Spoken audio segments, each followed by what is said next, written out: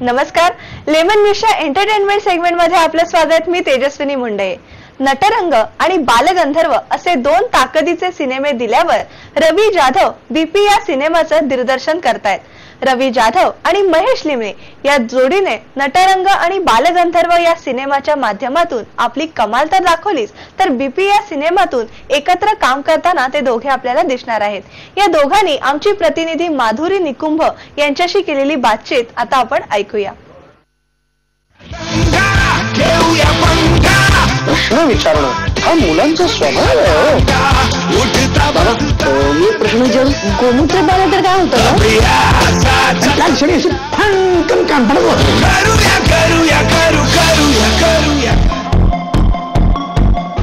एका रवी माझ्याकडे स्क्रिप्ट आहे, ते टायटल तुम्हाला दिली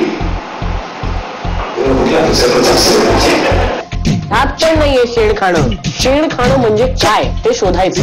शेण खाणे म्हणजे नक्की काय रे विषय? अवघड आणि विवर्ड आहे, पण त्याचं चित्रीकरण खूप सुंदर पद्धतीने केलेलं आहे. रवी ज्या पद्धतीने हा विषय हाताळला आहे त्याविषयी मला रवीचं विशेष कौतुक करावं वाटेल. आमच्या तुमच्या ट्रेनमधल्या प्रत्येक माणसाच्या, शहराच्या प्रत्येक बाईच्या, प्रत्येक माणसाच्या आयुष्यात घडलेला प्रसंग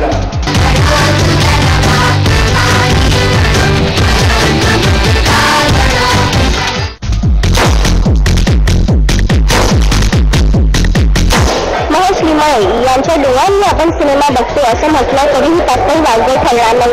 त्यांनी कॅमेऱ्याच्या मागे जी करामत केलेली असते त्यामुळे चित्रपट इतका देखणा होतो. आणि बीपी या सिनेमाचं पुन्हा एकदा छायाचित्रण ते करतात. आपण त्यांना विचारूया की खूप वेगळा विषय, पुन्हा लहान मुलं आहेत, लहान मुलांचं भावविश्व उलगडताना काय कशा पद्धतीने दाखवलं गेलं हे सगळं?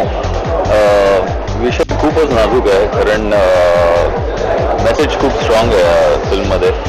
तर आणि जी 5 मुलं काम करतात त्यातली 14 जणांनी तर फर्स्ट टाइम कॅमेरा फेस केला आहे. त्यामुळे जेव्हा आम्ही स्क्रीन प्ले आणि डायलॉगवर आमदार गणेश काम करायचे, स्क्रीन प्लेच्या वेळी मी पण इन्व्हॉल्व होतो, तेव्हा आम्ही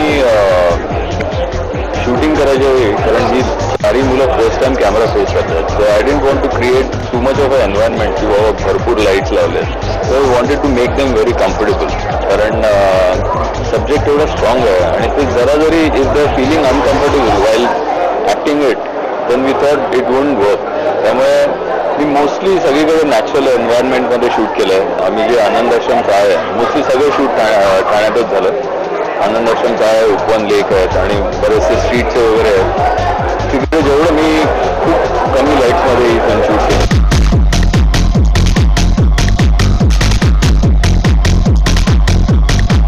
खूप सिम्पल आणि छान आणि तरल अशी स्टोरी आहे आणि अंबर गणेशनी खूप उत्कृष्टपणे लिहिलेली आहे. आणि I think I will give 100% marks to Uttam Thakur. त्यांनी अशी film as a first film produce करण्याची गट्स दाखवले. तुम्ही फिल्म बघितल्यावर तुम्हाला समजेलच. एक VCR आणि एक स्पेशल वाली कॅसेट, रात प्राणीची शैतानी.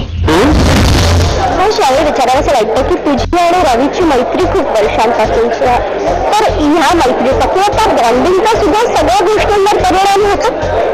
ऑफकोर्स, कारण रवीने असं नटरंगपासूनच त्याची सुरुवात झाली इंडस्ट्रीमध्ये.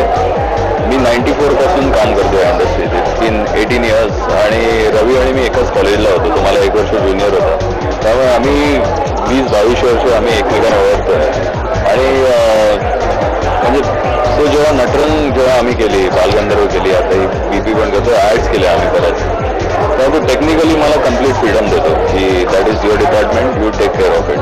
कारण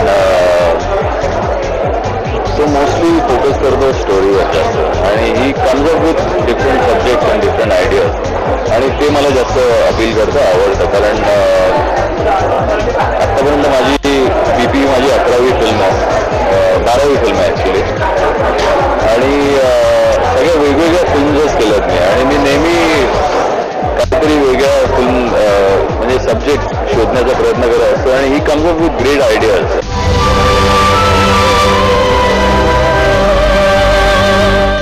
US सर्टिफिकेट मिळालेली पहिली BP फिल्म रवी जाधव घेऊन येतात.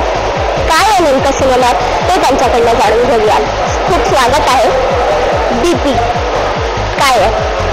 मला वाटतं प्रत्येक मुलाला आपल्या वयाच्या 13-14 वर्षाच्या मुलाच्या मुलीला काही प्रश्न पडतात आणि त्या प्रश्नांची उत्तर आईवडील देत नाहीत. आणि एकदा काही क्युरिओसिटी मनामध्ये गेली किंवा कुतूहल मनामध्ये गेलं की त्याचा आन्सर मिळाल्याशिवाय आपण शांत बसत नाही. जी स्टोरी झाला मला ती 5 मुलं ज्या मुलांना प्रश्न पडतो आणि त्या प्रश्न उत्तर घरी मिळत नाहीत आणि मग अशावेळी आपण काय करायचं त्यांचा एक मित्रपणा भेटतो जो मवाली असतो तो त्याला कशी पद्धतीची उत्तर होतो आणि त्या सगळ्यात त्याची जेवणी कशी होते त्याची अत्यंत रोमहर्षक अशी कथा BP आहे. आम्ही प्रोमो बघितला. प्रत्येक त्या वयातल्या म्हणजे ॲडोलेसंट एज मधल्या प्रत्येक मुलाच्या मनात काय काय चालतं ते सगळं करेक्ट पण कुठेही चुकीचं वाटणार नाही अशा पद्धतीने टिकलंय. कारण की मला मी सांगितलं नटरंग आणि बालगंधर्वपेक्षा माझं खूप डिफिकल्ट टास्क होतं. कारण कोणताही सिनेमा जेव्हा आपण करतो तर आपली आशा असते का सिनेमा संपूर्ण फॅमिली मिळून पाहावा. कारण सिनेमा एक सेलिब्रेशन असतं आणि ते सेलिब्रेशन सगळ्यांनी एकत्र कवा प्रत्येकाला वाढत असतं. पण हा टॉपिक जो मला आवडला होता तो टॉपिक कम्प्लिटली वेगळा होता आणि म्हणून अत्यंत केअरली अत्यंत काळजीपूर्वक आम्ही अशी काळजी घेतली की हा सिनेमा आई वडील मुलं एकत्र राहतील आणि ज्या दिवशी आई वडील मुलं सिनेमा एकत्र राहतील आणि एन्जॉय करतील तेव्हा वाटतं आमची जी अख्ख्या वर्षाची मेहनत आहे ती सक्सेसफुल होईल. टीचरचा बिंदू ना सगळ्यांच्या मनात वाजत असतो. जो मनातल्या मनात त्याच्यावर नाचतो ना तो सभ्य आणि ज्याचा बाहेर ऐकू येतो ना तो असभ्य. एकांकिका पण एकांकिकेचा परत पुण्यम सिनेमा करणं आणि त्या सगळ्या सिनेमाच्या सगळ्या गणितांमध्ये ते दर्शवणं कुठे अडचण आली का किंवा मग काही तडजोडी कराव्या लागल्या का? ॲक्च्युली तडजोड असं नाही.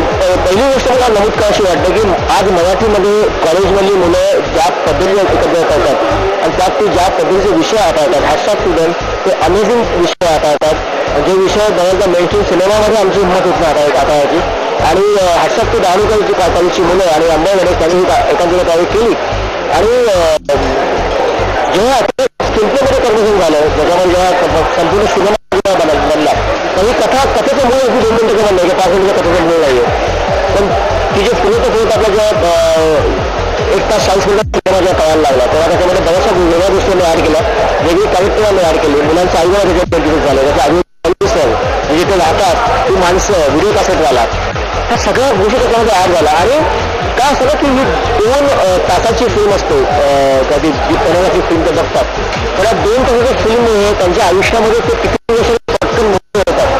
तर हे एक अत्यंत काळजीपूर्वक पाहण्याचा असा सिनेमा आहे आणि मी स्वतः प्रचंड एन्जॉय केला आणि मला नेहमीच वाटतं की जी एखादी गोष्ट जेव्हा मी एन्जॉय करतो तेव्हा नक्की ती लोकांपर्यंत पोहोचेल असं गोष्टी माझी खात्री होती. आमची मुलं आमच्यापेक्षाही हुशार आहेत. तुमची मुलं तुमच्याही पेक्षा हुशार आहेत हीच भीती आहे विद्यार्थी. तरी एक डायलॉग आम्ही ऐकला की तुमची मुलं तुमच्यापेक्षा स्मार्ट आहेत किंवा ती हुशार आहेत हाच मुळात प्रॉब्लेम आहे.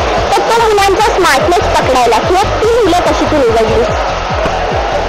आज मी स्वतःही बोलतो माझ्या मुलाला म्हणतो की तू माझ्यापेक्षा हुशार आहेस पण हे जेव्हा मी बोलत असतो त्या मला थोडी भीती असते की हा माझ्याच्या हुशार म्हणजे ज्या वेळा तू काही गोष्टी करू शकतो ज्या मी मे बी 18-19 वर्षी म्हणजे मला माझी पहिली सायकल 9वीला मिळाली आणि माझ्या मुलाला पहिली सायकल जेव्हा तो पहिलीला तेव्हा मिळाली. तर हा जो फरक आहे तो फरक अत्यंत काळजीपूर्वक आपण ऑब्झर्व केला पाहिजे आणि म्हणून आलं आहे की आपली मुलं आपल्यापेक्षा हुशार आहेत त्याची काळजी वाटते मला. रितेशकडे हा सिनेमा गेला त्यावेळी त्याची रिॲक्शन काय होती कारण त्याने खूप महत्वाची गोष्ट सांगितली की हिंदीतही असं सिनेमा हाताळायला लोक धजावत नाहीत. रितेश मी 2 वर्ष त्या संपर्कामध्ये आणि आम्ही बऱ्याचशा वेगळ्या कथांवरती एकत्र काम करतो तो विचार करतो आम्ही त्यावेळी तुम्हाला मी सध्या नाही करतो म्हटलं मी BP करतो तर तो हसला म्हणाला की काय कथा काय मला पाठव त्याला पाठवली तेव्हा तो हॉस्टेल टू शूटिंग करत होता आणि तो इथलं आलं की या अमेझिंग कथा आहे मला हा सिनेमा पाहायचा आहे काय करतो आणि त्या जर्नीमध्ये इन्व्हॉल्व झाला कसं सीन्स आहेत काय आपण कसं करतोय आणि जेव्हा सिनेमा बघत होता तो कम्प्लिटली म्हटलं की मला हा सिनेमा पाठ व्हायचा हा सिनेमा लोकांमध्ये पोचला पाहिजे आणि जर माझ्या माध्यमातून तो पोचला तर नक्की लाईक इट आणि मला वाटतं हे खूप चांगली गोष्ट आहे आमच्यासाठी माझ्या उत्तमसाठी की रितेश आमच्यामुळे आला आणि आज तो ज्या आत्मीयतेने हा सिनेमा लोकांना पोचवण्याचा प्रयत्न करतो तर नक्कीच सिनेमाचा फायदा होईल त्यापेक्षा सर्वात मोठी गोष्ट हा सिनेमा लोकांपर्यंत पोहोचेल. सगळ्यात शेवटचा प्रश्न काय असेल पालकांचा BP कंट्रोलमध्ये राहील? तुम्हाला खरं सांगू का, हा सिनेमा मी माझे 15 मित्र त्या सगळ्यांची 10, 11, 12, 13, 14 वर्षाची मुलं आणि मुली ते सगळ्यांना एकत्र पाहिलं आणि पालक आणि बालक असं सगळ्यांनी तो एन्जॉय केलाय. त्यामुळे मला माहिती आहे की जितकी काळजी मी संवादांमध्ये किंवा स्किल्पच्या घेतली आहे त्या काळजीमुळे मला कॉन्फिडन्स आहे की त्यांना नक्कीच आवडेल. ते पण आम्हा सगळ्यांना ऐकायचं आहे ते मला खूप अभिमान वाटतो की आज असा विषय हाताळला जातोय आणि त्याची मांडणी एवढ्या सुंदर आणि सहज पद्धतीने केली जाते आणि त्याचा मी आपल्याकडे जे मुळात सांगितलं गेलं ना तेच अत्यंत चुकीच्या पद्धतीने आपल्यापर्यंत पोहोचतं. अन्न, वस्त्र, निवारा आणि सेक्स या माणसाच्या मूलभूत गरजा आहेत. त्याचं आपण अन्न, वस्त्र, निवारा ठेवलं आणि पुढचं काढून टाकलं का, तर ते केलं म्हणजे पाप आहे असं आपल्याकडे सातत्याने सांगितलं गेलेलं आहे. तर का पाप आहे हे मला कळत नाही. आणि दुसरी गोष्ट, त्याच्याविषयीचं भयंकर अज्ञान आणि त्याच्याविषयी दाबून ठेवल्यामुळे समाजामध्ये निर्माण होणारी अनेक प्रकारची विकृती, तर हे मला असं वाटतं की त्याचे बाय प्रॉडक्ट्स आहेत. आणि मग त्याचं अजून एक बाय प्रॉडक्ट ही स्त्रियांवरती होणारे अत्याचार. मला असं वाटतं की इतकं करेक्ट वेळेला ही फिल्म येते. ही खरं तर खूप आधी यायला पाहिजे, पण तेव्हा रवी जाधव नव्हता, तो आता आहे. त्यामुळे ही अत्यंत करेक्ट वेळेस ही फिल्म येते आणि रवीचं आणि त्याच्या लेखकांच्या टीमचं, गणेशचं, महेशचं आणि निर्मात्यांचं मला असं वाटतं की मी स्वतः खूप अत्यंत आभारी आहे, कारण माझी दोन्ही मुलं आता खूप छोटी आहेत.